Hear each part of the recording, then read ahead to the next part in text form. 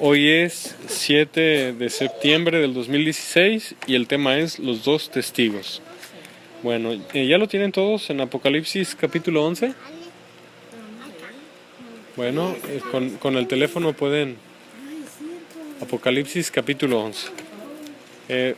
Hoy voy a leerlos yo porque estoy grabando, me pidieron que los grabara, entonces los voy a leer yo. Apocalipsis capítulo 11, verso 1. Ustedes síganme con la vista. Dice: Entonces me fue dada una caña semejante a una vara de medir, y se me dijo: Levántate y mide el templo de Dios y el altar y a los que adoran en él. Bueno, entonces recordamos que el apóstol Juan está narrando el Apocalipsis como testigo presencial. Él está en el Espíritu en el día del Señor, y el contexto es los 7 años de tribulación después del arrebatamiento de la iglesia. La Biblia dice que es justo que el juicio de Dios comience por su casa. Por lo tanto, los primeros 3 capítulos de Apocalipsis es el juicio de Dios a las iglesias. Cada iglesia más o menos corresponde a un periodo de 300 años de la iglesia de Cristo. Y la iglesia desaparece en el capítulo 4 de Apocalipsis. Y estamos en el capítulo 11, donde van a aparecer los dos testigos. Cuando la iglesia es sacada de la tierra, ¿se acuerdan que la Biblia dice que no todos dormiremos, pero sí todos seremos transformados en un abrir y cerrar de ojos? Quiere decir que la última generación que va a ver a Jesús venir por su iglesia no verá muerte, será arrebatada. Entonces la pregunta es, bueno, la Escritura dice que el fin no vendrá sin que antes se predique el Evangelio en todo el mundo. Y el Evangelio todavía no se ha predicado en todo el mundo. Sin la iglesia ya no va a estar. La pregunta es, ¿quién va a predicar el Evangelio en todo el mundo cuando la iglesia no esté? La respuesta es los dos testigos, los 144,000, el ángel con el Evangelio eterno y todos los árabes que se van a convertir a Jesús durante el periodo de la tribulación. Árabes. Y todos los árabes. Y muchas otras naciones se van a convertir a Cristo en la tribulación, pero principalmente árabes. ¿Sí? Son los que menos creen, pero después van a ser los que más.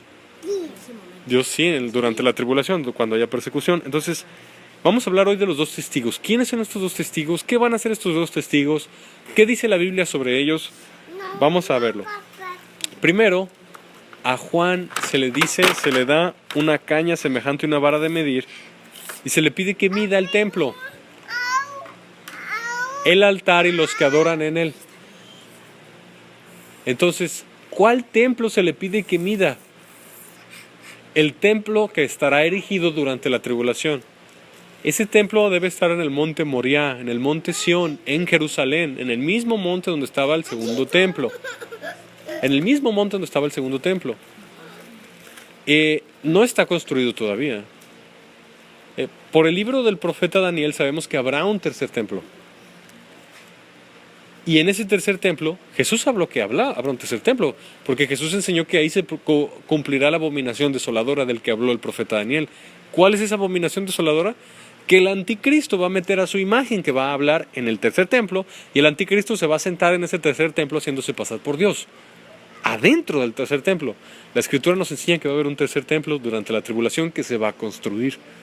Impresionantemente, en Israel hay una organización que se llama el Instituto del Templo. Y el Instituto del Templo ya tiene los planos del tercer templo. Y a Juan se le dice que lo mida. ¿Qué mida? El templo, el altar y a los que adoran en él. Quiere decir que va a haber gente que va a estar adorando en ese templo. ¿Sí? Dios tiene un remanente. Incluso durante la tribulación Dios va a tener un remanente. Ya no son parte de la iglesia, son parte de los salvos durante la tribulación, pero no son parte de la iglesia.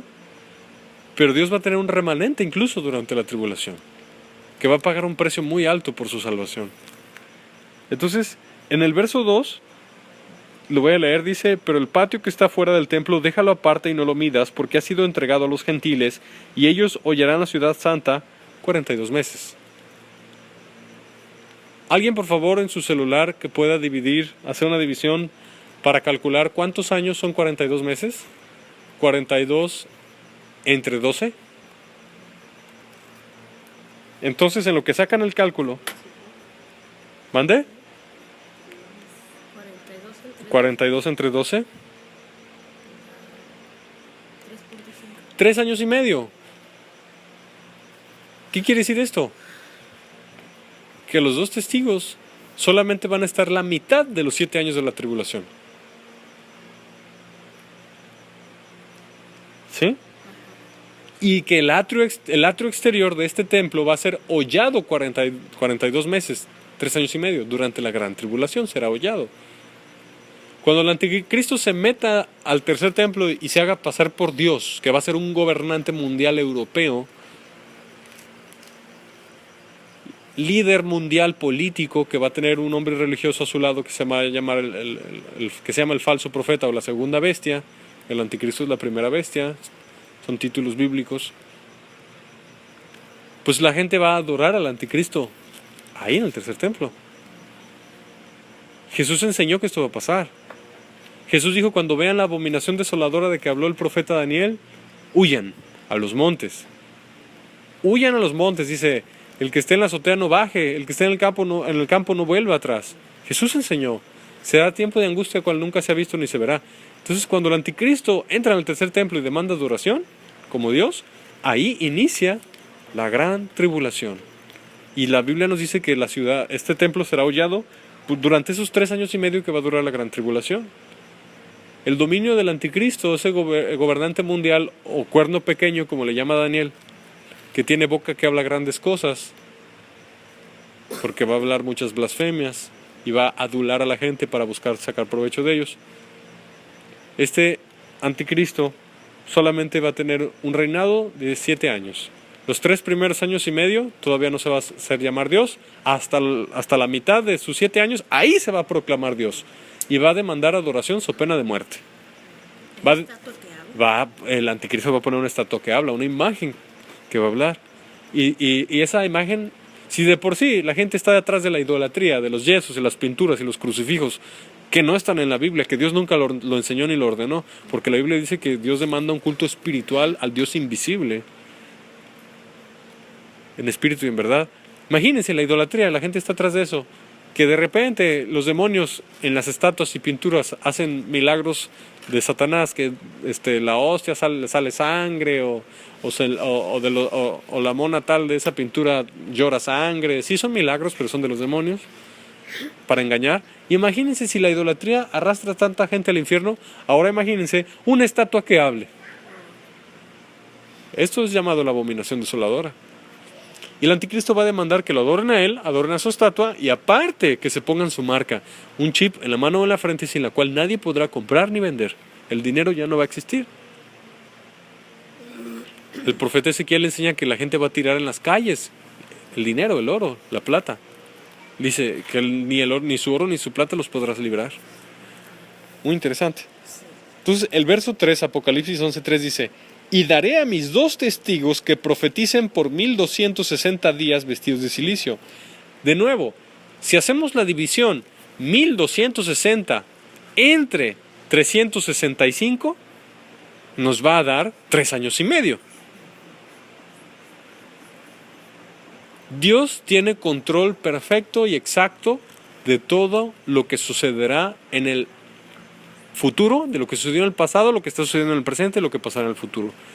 La Escritura enseña que no cae una hoja de un árbol si no es voluntad de Dios. Dios tiene a detalle lo que va a pasar en el futuro, a detalle. Nuestro Dios es un Dios todopoderoso que todo lo controla. Quizá podrán preguntarse: bueno, si Dios controla todo, ¿por qué permite que pase esto? Bueno, ya lo vimos en predicaciones anteriores. El anticristo es un castigo a la humanidad porque rechazó a Jesús. ¿Cómo no quieren al Hijo de Dios? Bueno, entonces el hijo del diablo los va a gobernar. Hay muchos títulos para el anticristo: el hijo de perdición, el hombre de pecado, la bestia, el anticristo. Hay muchos títulos para este hombre perverso que ya está vivo. Ya existe por algún lugar de Europa, pero no se puede manifestar hasta que, como dice Tesalonicenses, la iglesia no sea quitada primero de en medio. Porque si el anticristo se quiere manifestar, así como dice Diamond, un grupito de señoras de oración y ayuno lo truenan. Porque Jesús dijo, las puertas del Hades no prevalecen contra mi iglesia. Exacto. Entonces, por eso la iglesia se va antes. Ya le queda poquito tiempo a la iglesia en la tierra. Me acuerdo que una vez, antes de irme a trabajar, en la mañana yo estaba orando. Levántense temprano todos los días a orar.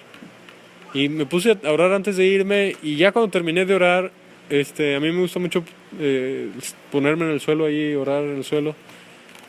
Me levanté y el Espíritu Santo me dijo algo, bien clarito me dijo, le queda poquito tiempo a la iglesia en la tierra, así me dijo. Ya fue varios meses, como a inicios de este año. Y se me hizo muy interesante porque es verdad. La iglesia va a ser sacada y entonces se va a manifestar este hombre de pecado, hijo de perdición. Entonces, estos dos testigos van a profetizar vestidos de silicio. Son los que le van a anunciar a la humanidad que el anticristo miente. Son los que le van a anunciar a la humanidad que el anticristo es un falso, que Jesús es el verdadero Rey de Reyes y Señores de Señores, que Jesús es el verdadero Mesías, y le van a echar al anticristo en su propia cara que él es un impostor, es un farsante y es el mismo hijo del diablo. Estos dos testigos se van a encargar de eso. Obviamente la humanidad los va a odiar. Jesús dijo que a los verdaderos profetas son los aborrecidos. Que los que son amados y aplaudidos, esos son profetas falsos. Los verdaderos profetas de Dios son los aborrecidos. Jesús dijo, ay de ustedes cuando todos hablen bien de ustedes. Porque así hacían sus padres con los falsos profetas. Y toda la humanidad va a aborrecer, bueno, casi toda, va a aborrecer a los dos testigos. Verso 4. Estos testigos son los dos olivos y los dos candeleros que están de pie delante del Dios de toda la tierra. Alguien que nos ayude a leer, por favor, Zacarías capítulo 4, verso 3. Zacarías capítulo 4, verso 3. Así muy fuerte. Zacarías capítulo 4, verso 3.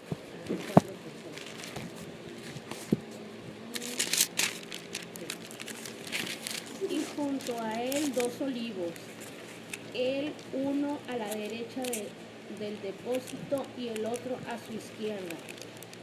Proseguí y hablé diciendo a aquel ángel que hablaba conmigo, ¿qué es esto, Señor mío? Y el ángel que hablaba conmigo respondió y me dijo, ¿no sabes qué es esto? Y dije, no, Señor mío. Entonces respondió y me habló diciendo, esta palabra de Jehová a Zorobabel, que dice, no con ejército ni con fuerza, sino con mi espíritu, ha dicho Jehová a los ejércitos. Hasta ahí. Entonces Zacarías profetiza y habla de esos dos testigos que vendrán. Les dice los dos olivos. ¿Sí? ¿Por qué? Porque les dice los dos candeleros. Tienen el adjetivo de olivo porque de los olivos viene el aceite. Y el aceite asemeja la unción del Espíritu Santo que estará sobre de ellos para predicar el Evangelio con poder, con milagros. La unción del Espíritu. El Señor Jesús dijo, el Espíritu del Señor está sobre mí por cuanto me ha ungido. A los sumos sacerdotes en Israel les echaban aceite en la cabeza. A los reyes de Israel les ponían aceite en la cabeza, asemejando la unción del Espíritu Santo que es como el aceite. ¿Verdad? Jesús es el ungido de Jehová. Jesús es Jehová en carne. Recordemos que el Shema Israel dice, Shema Israel, Adonai Eloheinu, Adonai Echad. Escucha Israel, el Señor nuestro Dios es uno. Uno es nuestro Dios. Y dice el nombre de Dios 3 veces. Tú lo puedes estudiar. Pero bueno. Entonces estos dos testigos van a profetizar vestidos de silicio. El silicio es una tela negra que pica. El silicio es una tela negra que pica. Entonces van a estar vestidos de silicio. Porque no es un tiempo de alegría, es un tiempo de luto, donde la gente, toda la población mundial va a estar siguiendo literalmente al hijo del diablo. Jesús dijo, yo vengo en nombre de mi Padre, a mí no me reciben, vendrá otro en su propio nombre y a éste recibirán. Estamos estudiando profecía bíblica porque es voluntad de Dios estudiar profecía bíblica.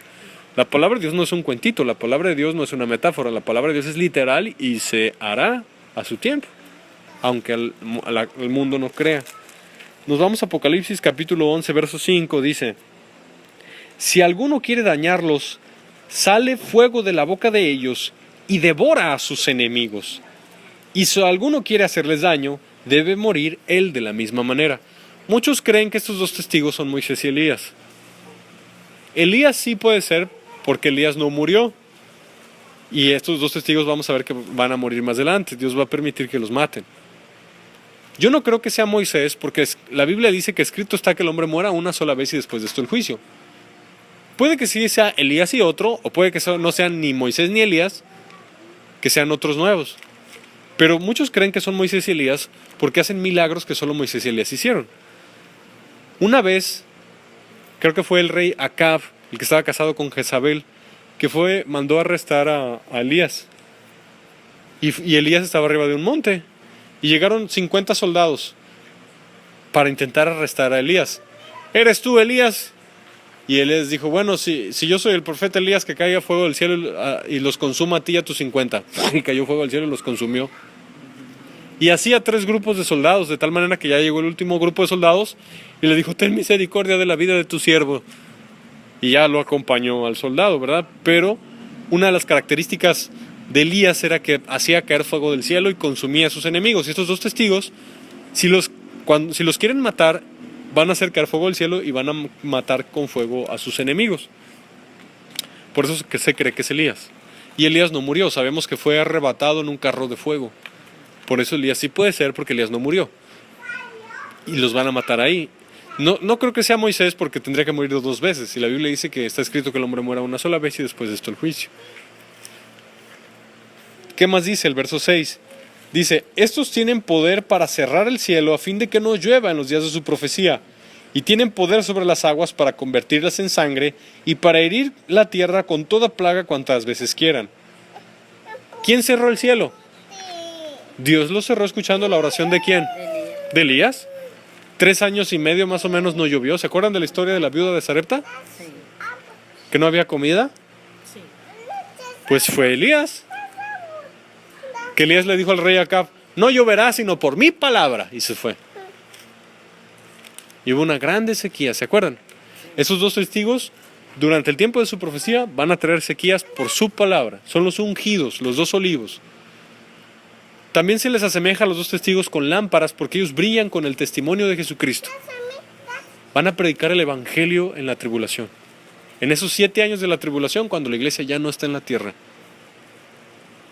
La iglesia no es un edificio, la iglesia son personas, rocas vivas, como dice las cartas de Pedro. Roca viva, que es cada creyente singular nacido de nuevo. ¿Verdad? Entonces, no va a llover y ellos pueden también convertir el agua en sangre. Pueden convertir el agua en sangre. ¿Igual que quién? Que Moisés. Imagínate que le abrieras a la llave de tu casa y saliera sangre. Van a ser plagas y castigos y juicios literales que sucederán durante la tribulación. Y ves impresionante cómo la gente va a ver las sequías, la gente va a ver el agua convertida en sangre, la gente va a ver cómo cae fuego del cielo y consume a los enemigos de los 2 testigos, y ni aún así se van a creer. Estos 2 testigos vienen predicando quién es el verdadero Mesías y señalando al impostor, que es Jesús, Yeshua. Yeshua HaMashiach en hebreo. Jesús Christus. Y la gente no va a creer, lo pueden creer. Impresionante. Y lo pueden herir la tierra con toda plaga cuantas veces quieran. El mundo va a estar azotado por los 2 testigos. Estos 2 testigos le van a poner una buena, así como dicen aquí, una recia a la humanidad. La humanidad los va a aborrecer. La humanidad los va a aborrecer a los dos testigos. La humanidad no los va a querer, aún viendo los milagros. ¿Por qué? Porque la humanidad, que el Señor Jesús lo profetizó, la humanidad se va a ir tras el anticristo.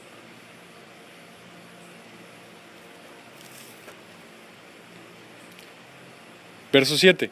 Cuando hayan acabado su testimonio, la bestia que sube del abismo hará guerra contra ellos y los vencerá y los matará. ¿De dónde sube la bestia? ¿Dónde es el abismo? ¿Dónde es el abismo? En el centro de la tierra. El Hades es la cárcel para las almas que murieron en pecados. El seno de Abraham era el lugar donde estaban los que durmieron con la fe en el Mesías, que Jesús, después de morir en la cruz, bajó al centro de la tierra. Dice la Escritura que Jesús bajó a lo profundo, tomó cautiva la cautividad, y los que estaban en el seno de Abraham se los llevó al paraíso, al tercer cielo, porque ya derramada la sangre de Cristo, los del seno de Abraham ya podían subir. Pero hay un tercer lugar en el centro de la tierra que se llama el abismo. Cuando Jesús le sacó la legión al Gadareno, los demonios le dijeron: no nos mandes al abismo. El abismo es una cárcel de ángeles caídos. Después les daremos el estudio de que los ángeles caídos son los mismos que los demonios. Un ángel caído y un demonio es lo mismo. Después damos ese estudio y las referencias bíblicas. Los que están en el abismo fueron los ángeles caídos de la segunda rebelión, no de los ángeles que se rebelaron contra Dios en el tiempo de la caída de Satanás. Ya estudiamos el libro de Judas y lo de Génesis capítulo 6, de los Nefilim, esos ángeles que se intentaron meter con las mujeres. Y Corintios, el apóstol Pablo nos dice que la mujer cuando ora o profetiza se tiene que poner velo en la cabeza por causa de los ángeles, recordando lo que sucedió. Porque cuando un ángel ve a una mujer que ora o profetiza con la cabeza cubierta, sabe que su autoridad, su cabeza es el esposo, y la cabeza del esposo es Cristo, la cabeza de Cristo es Dios, y no se mete con Dios el demonio. Hubo dos rebeliones. Estos que están en el abismo, los que saldrán durante la tribulación, cuando el pozo del abismo se abra y salgan Apolión y las langostas, ya lo estudiamos. Estos son los que están en el abismo. Entonces va a subir una bestia del abismo, aparte de Apolión, Abadón, aparte de las langostas. Cuando se abra el pozo del abismo, por eso que esa estrella que caerá y abrirá el pozo del abismo, va a subir una bestia. Aquí inicia la gran tribulación. Esa bestia es una potestad, es un espíritu demoníaco, es alguien que viene del abismo, es un ser caído infernal que viene del abismo y se le va a meter al anticristo. Recordemos que el anticristo va a tener herida de muerte y no va a morir, va a vivir, y la gente se va a asombrar porque tenía herida de muerte y vivió. Este ser espiritual maligno llamado la bestia, que muchos creen que es Satanás mismo, se va a meter en el anticristo, y ahora el anticristo se va a autoproclamar Dios y va a demandar adoración, y el anticristo se va a quitar la máscara y va a sacar quien en verdad es la bestia, y va a masacrar a todas las personas en el mundo que no se pongan su marca y que no lo adoren. Va a tener autoridad. La OTAN va a estar a su disposición, al igual que la ONU. Los ejércitos de la tierra casi por completo van a estar en su disposición. El profeta Daniel habla mucho sobre él, después hablaremos. Pero dice que esta bestia que sube del abismo, cuando acabaron su testimonio, hizo guerra contra ellos, los venció y los mató. La bestia que sube del abismo, que se le mete al anticristo, y el anticristo se torna ahora sí en la bestia. Antes parecía un político nada más, ahora no, ahora se sabe quién es él. Pero esto inicia a la mitad de la tribulación, cuando inicia la gran tribulación. ¿Qué más va a pasar? Verso 8. Y sus cadáveres están en la plaza de la grande ciudad, que en sentido espiritual se llama Sodoma y Egipto, donde también nuestro Señor fue crucificado. Si se fijan, está hablando de Jerusalén. ¿Dónde estaban predicando los dos testigos? En el tercer templo. La introducción de este capítulo nos lo muestra. Y dice que van a ser tendidos en la misma ciudad donde Jesucristo nuestro Señor fue crucificado. ¿Cómo le llama a esa ciudad? ¿Sodoma? ¿Por qué Sodoma? Porque uno de los principales promotores de la homosexualidad mundial, ¿sabían ustedes que es Israel? ¿Saben ustedes cuál es la capital mundial del movimiento lésbico gay? No me acuerdo cómo se llama, LGTB. Es Tel Aviv. Tel Aviv es una de las capitales sodomitas, es una de las capitales homosexuales. Y la Biblia le llama Sodoma a Israel también. Al Israel inconverso, al Israel incircunciso, al Israel terrenal, porque está el Israel de Dios. Muchos judíos conversos a Yeshua, a Jesús, y muchos gentiles conversos a Yeshua, a Jesús. Y le llama no solo Sodoma, también le llama Egipto por su idolatría, porque ahí en Israel es donde va a estar la estatua que va a hablar. Ahí en Israel es donde va a estar, ahora sí que, la cúspide de la idolatría, que es la adoración al hijo del diablo, al anticristo. Ese va a ser el colmo de la idolatría mundial. El colmo de la idolatría mundial, la abominación desoladora. Que están hollando el santuario de Dios, porque Jerusalén es el trono de Jesús. Y ahí donde está el tercer templo, ahí va a estar el templo milenial, donde va a entrar Jesucristo como Rey de Reyes y Señor de Señores. En la segunda venida, no en el arrebatamiento, son diferentes. Donde también nuestro Señor fue crucificado. Si se fijan, a Israel nunca, a Jerusalén nunca se le llama la Gran Ramera, porque la Gran Ramera es el Vaticano, es el catolicismo romano. Muchos católicos dicen, la Gran Ramera es Israel. No, señores, porque la Biblia dice que esa ciudad caerá y nunca más se levantará. Pero de Israel y de Jerusalén dice que permanecerá para siempre. Después llegaremos al capítulo 17 de Apocalipsis y al capítulo 18, y no les va a quedar ninguna duda de que la Gran Ramera es el catolicismo romano y es el Vaticano. Ninguna duda les va a quedar. Dios dio detalles en su palabra precisos. Verso 9. Y los de los pueblos, tribus, lenguas y naciones verán sus cadáveres por 3 días y medio y no permitirán que sean sepultados. Casi en todas las culturas, cuando alguien no es sepultado es como señal de profanación.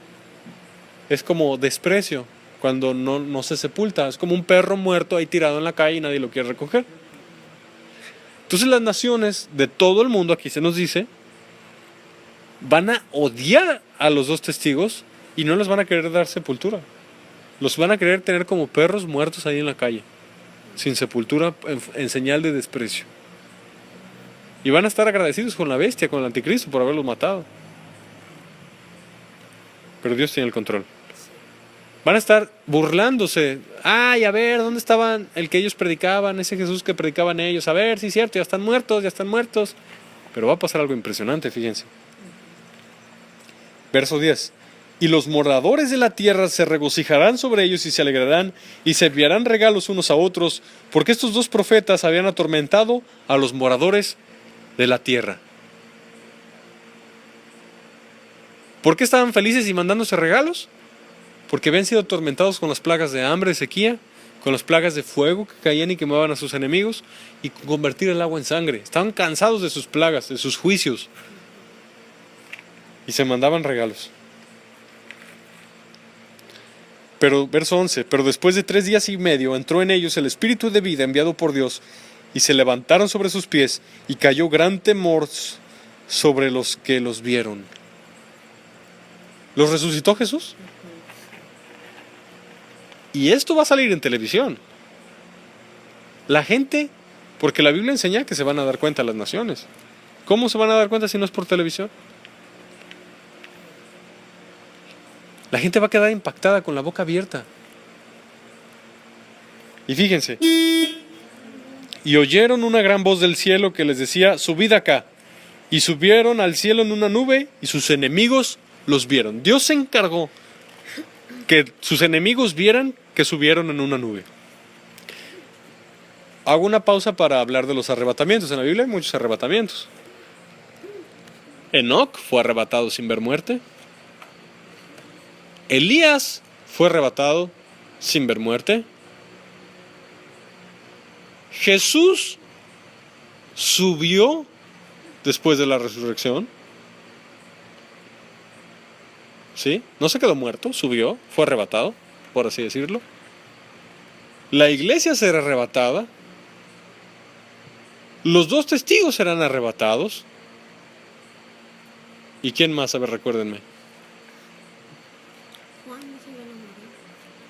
Pero no menciona en la escritura que Juan haya sido arrebatado. Pero esto no es nuevo, Dios ya lo ha hecho antes y lo seguirá haciendo. 100% bíblico. Y tenemos la iglesia, la esperanza bienaventurada de que no todos dormiremos, pero sí todos seremos transformados. Gloria a Dios, ¿verdad?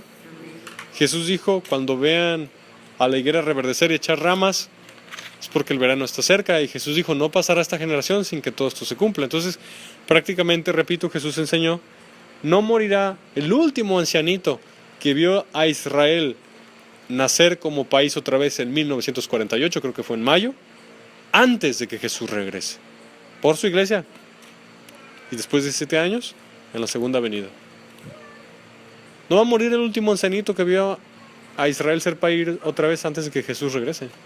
Él lo dijo, no pasará esta generación. La que vea la higuera reverdecer. La higuera es el estado de Israel. No sabemos el día ni la hora, pero sabemos las señales de los tiempos. Continuamos. Verso 12. Y oyeron una gran voz del cielo que les decía, subid acá. Bueno, ya lo leímos ese. Verso 13. En aquella hora hubo un gran terremoto, y la 10ª parte de la ciudad se derrumbó, Jerusalén. Y por el terremoto murieron en número de 7,000 hombres. Y los demás se aterrorizaron y dieron gloria al Dios del cielo. Pero no creo que le dieron gloria con corazón humilde y noble, ¿eh? Le dieron gloria como a regañadientes. Fue ahora sí como el último castigo de despedida de los 2 testigos. Los 2 testigos tenían un mensaje de salvación, un mensaje de arrepentimiento. Los 2 testigos, ellos fueron enviados en el amor de Dios para anunciar a la gente el mensaje del Evangelio. ¿Cuál es el mensaje del Evangelio?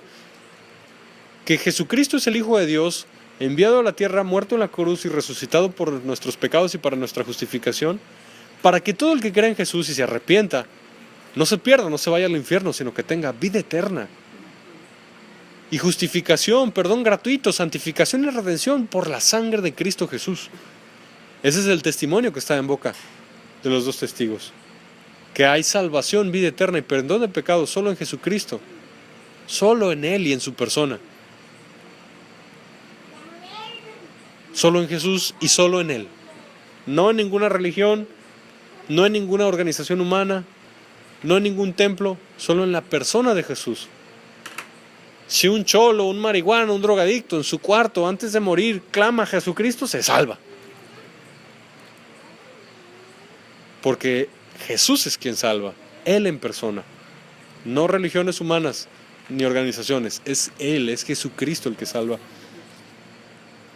Dice aquí la escritura, verso 14, el segundo ay pasó, y aquí el tercer ay viene pronto. Estamos dentro de los juicios de las trompetas, ¿se acuerdan? Hablamos de los 7 sellos, el 7º sello abre la primera trompeta y la 7ª trompeta destapa las copas. Pero estos ayes son antes de que suene la 7ª trompeta. ¿Qué es la 7ª trompeta? Pues recordamos que en el cielo Dios le entregó trompetas a los ángeles y con cada trompetazo se deja venir un juicio a la tierra. Todo lo que sucede en el mundo espiritual va a tener una repercusión en el mundo físico, ¿se acuerdan? Entonces estos 7 ángeles que tocan trompetas en el cielo, con cada sonido de trompeta frente al trono de Dios, viene un juicio a la tierra. Durante la tribulación, recordemos que habrá una serie de 21 juicios y juicios intermedios entre esos 21 juicios. Entonces, verso 15, Apocalipsis 11:15. El 7º ángel tocó la trompeta y hubo grandes voces en el cielo que decían: los reinos del mundo han venido a ser de nuestro Señor y de su Cristo, y Él reinará por los siglos de los siglos. Cuando se toca la 7ª trompeta, se empieza a cantar victoria en el cielo. Grandes voces.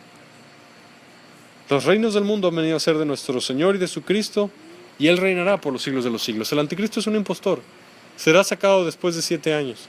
Y Jesucristo mismo lo matará, como dice la Escritura, con el soplo de su boca, con el resplandor de su venida y con la espada de doble filo que sale de su boca. Y el anticristo y el falso profeta serán los que inaugurarán el lago de fuego, ¿verdad? ¿Qué es el lago de fuego? El lago de fuego no es el infierno, el lago de fuego es la segunda muerte. El infierno es una cárcel temporal, porque la misma Biblia dice que el infierno será echado al lago de fuego. Los van a sacar del infierno. El infierno no es como dicen los adventistas, ni los testigos, ni creo que los mormones también, y muchos pseudocristianos. El infierno es un lugar de tormento consciente y real. La Biblia lo enseña. Después podemos dar un estudio del infierno. Si una persona muere en este mismo instante por suicidio, se va al infierno. Consciente, se puede ver, puede oler, puede escuchar. Y se acuerda de todo lo que estuvo en vida. Pero el infierno es temporal. Los van a sacar, los van a juzgar con las obras que están escritas en los libros frente al trono blanco y los van a arrojar al lago de fuego. La Biblia dice que el humo de sus tormentos sube por los siglos de los siglos y que no tienen reposo ni de día ni de noche. El rey David en los Salmos dice: los arrojarás al pozo de perdición y echarás brasas de fuego sobre su cabeza. Terrible. Jesús va a venir y va a reinar. Él es el verdadero Rey de Reyes y Señor de Señores. Él es el verdadero Dios, no el anticristo. Y va a haber fiesta en el cielo cuando suene la última trompeta. Y todavía no hemos hablado de las copas. Verso 16. Y los 24 ancianos que estaban sentados delante de Dios en sus tronos, se postraron sobre sus tronos y adoraron a Dios. ¿Se acuerdan cuando vimos que alrededor del trono había 24 ancianos? ¿Se acuerdan? Sí. Y había, creo que son 4 seres vivientes. ¿Se acuerdan? Ya los estudiamos también. Que no solo vienen en Apocalipsis, vienen en Ezequiel y en otros libros. Entonces estos ancianos, cuando suena la séptima trompeta, se van a postrar otra vez y van a adorar.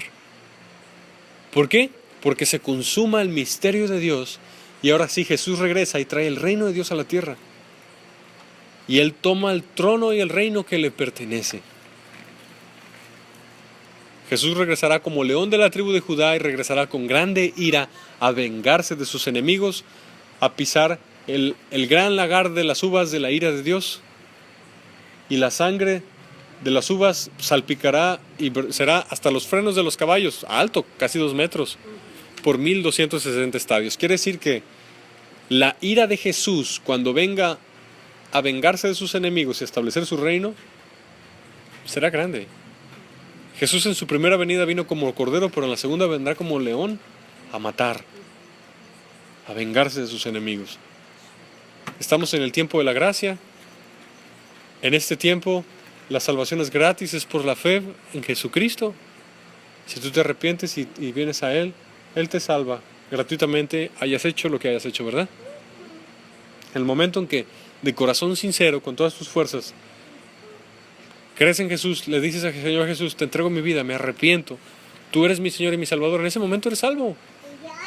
Instantáneamente. La salvación no es algo que venga como fruto de obras. La salvación sí se puede perder por obras, por supuesto que sí. La Escritura dice: sin santidad nadie le verá. La palabra de Dios dice que el que no guarda sus obras no es de Él. Jesús dijo: el que no, en mí no permanece, se secará, los cortarán y los arrojarán en el fuego y arderán. Pero nosotros somos de los que retenemos la fe y perseveramos hasta el final, ¿verdad? En el verso 17 sigue narrando cuál es el cántico a Dios en el cielo, la acción de gracias que se narra en el cielo. Vamos a ver cuál es. Dice: te damos gracias, Señor Dios Todopoderoso, el que eres y que eras y que has de venir, porque has tomado tu gran poder y has reinado. Para muchos burladores que dicen que bueno, Jesús no ha venido, ya pasaron 2000 años, la respuesta es: Dios tiene mucha paciencia y no quiere que nadie se pierda, sino que todos procedan al arrepentimiento. Pero lo que Dios dijo lo hará, lo ejecutará, ¿verdad? Verso 18: se airaron las naciones y tu ira ha venido, y el tiempo de juzgar a los que a los muertos. Va a haber juicio de muertos, van a ser resucitados. Jesús enseñó, habrá resurrección de justos y resurrección de injustos. Los justos irán a la vida eterna y los injustos al castigo eterno. Castigo en griego se dice kolasín. Creo que se dice kolasín ainión, castigo eterno. Los falsos testigos de Jehová traducen mal kolasín y lo traducen como cortamiento, porque les conviene, porque ellos no creen en el infierno, les conviene que torcieron la escritura con su versión adulterada, Nuevo Mundo, torcieron la escritura y en la parte que Jesús dice que los infieles, los pecadores, los impíos irán al castigo eterno, kolasín ainión, ellos tradujeron mal kolasín como cortamiento, diciendo que el alma se duerme. Pero kolasín no significa cortamiento, kolasín significa castigo. Porque kolasín es la misma palabra que se utiliza en Juan, que dice que el perfecto amor echa fuera el temor, porque el temor lleva en sí kolasín, castigo. Pero kolasín ahora sí lo tradujeron como castigo. Entonces cuando les conviene, los testigos traducen kolasín como cortamiento, y cuando les conviene traducen kolasín como castigo.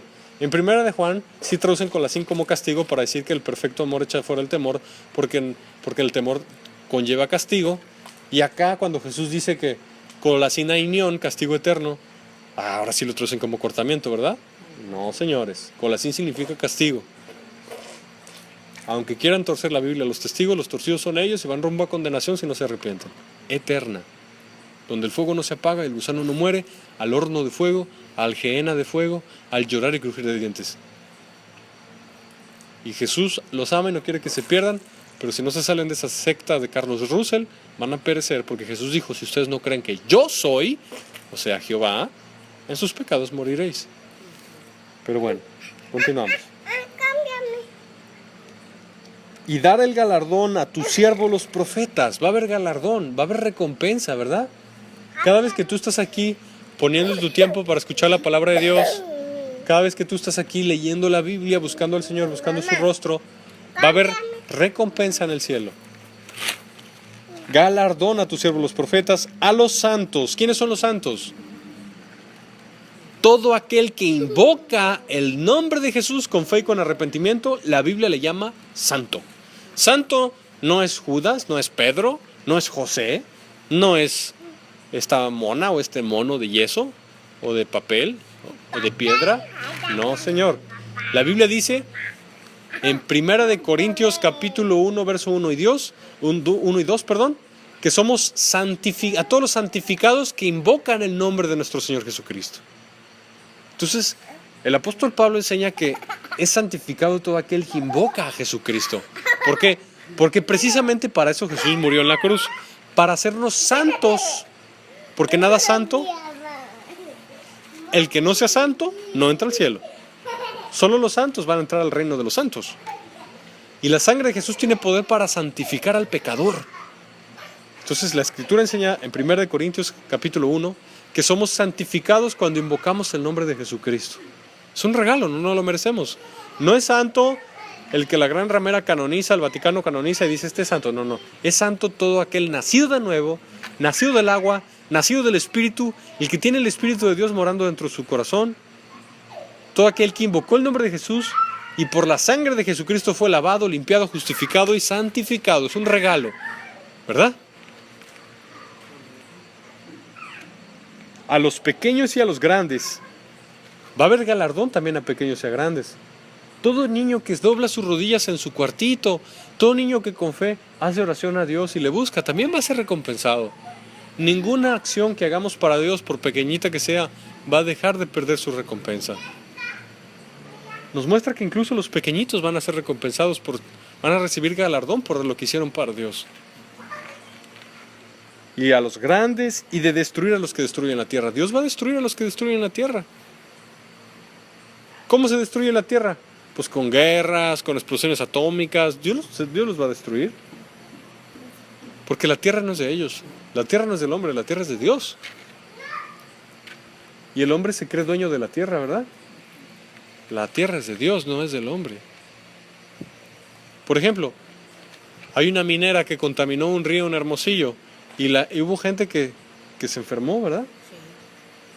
Dios va a castigar eso en los responsables, si no se arrepienten, por haber dañado a los hombres, a sus semejantes, y por haber dañado a la naturaleza también, porque el hombre no tiene derecho a tocar la naturaleza porque la naturaleza es de Dios.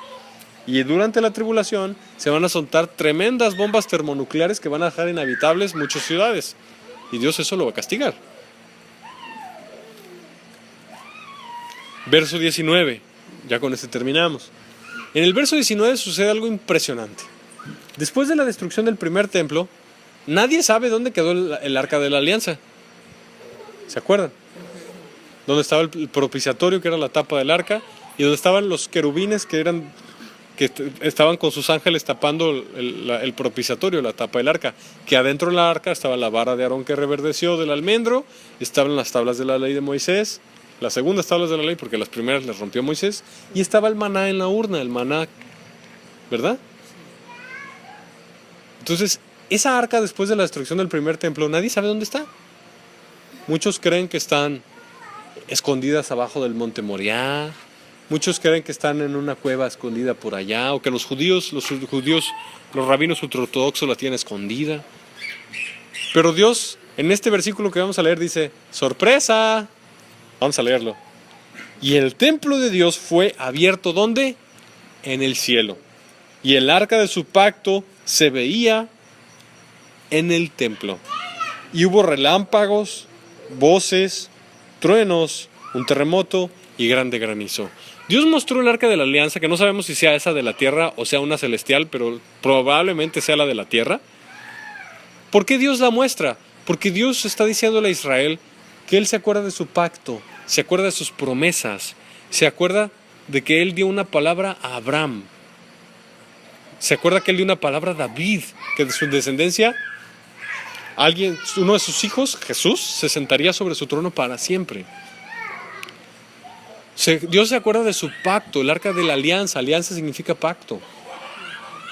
Lo abre en los cielos, que a pesar de que acaban de matar a los dos testigos, a pesar de que parece que todo es un caos, que está reinando la maldad, que la injusticia prevaleció, a pesar de que parece que el anticristo está ganando en este momento, hablando de Apocalipsis 11, en ese contexto profético, Norma, me refiero a este tiempo presente actual del 7 de septiembre del 2016, me refiero a ese día futuro, cuando parece que la maldad está ganando, que están matando a todos los predicadores genuinos, que el anticristo está gobernando las naciones, cuando parece que las tinieblas están gobernando, recordemos lo que dice Juan capítulo 1, la luz en las tinieblas resplandece y las tinieblas no han podido extinguirla.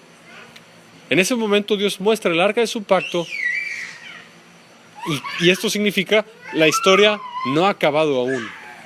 Dios va a establecer su reino de justicia, Dios va a vengarse de sus enemigos, va a traer la justicia perdurable, va a ungir al Rey de Reyes y Señor de Señores como Rey, y se va a cumplir la palabra que va a venir el reino de Dios a la tierra. El anticristo no va a vencer. Entonces, este es Apocalipsis capítulo 11.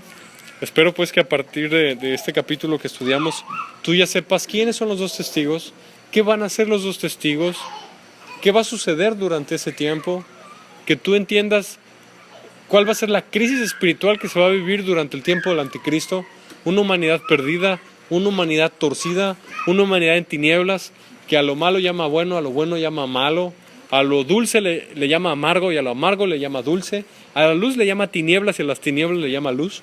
Una humanidad casi completamente torcida, pervertida, pero vamos a ver cómo el plan de Dios se va a hacer y Jesús es el vencedor final, ¿verdad? Y nosotros nos regocijamos en la victoria de Jesucristo porque somos sus santos. Somos los santos de Jesucristo, que invocamos el nombre de Jesús, santos bíblicos. Entonces, vamos a orar para terminar. Padre Celestial, te amamos, Señor. Gracias, Dios, por tu amor y tu gracia. Gracias, Padre, porque tú nos das entendimiento en tu palabra, Señor.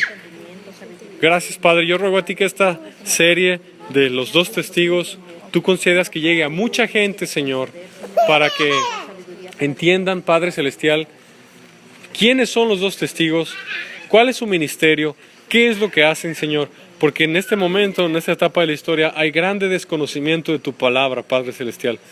Y tu voluntad es que se conozca tu palabra, se predique tu palabra completa, incluyendo Apocalipsis. Es tu voluntad. Que este libro no sea sellado, sino sea abierto y se predique porque el tiempo está cerca. Gracias, Dios, por tu amor, por tu gracia, por tu bondad y tu fidelidad. Gracias por mis hermanos, Señor. Destápales el entendimiento, Padre. Enséñales, Señor. Guárdales, protégeles, Señor. Y gracias por tu amor. Bendito seas. Bendito seas y que tú quieras conceder que mucha gente se salve y venga a tu conocimiento en todas las naciones. En el nombre de Jesucristo. Amén.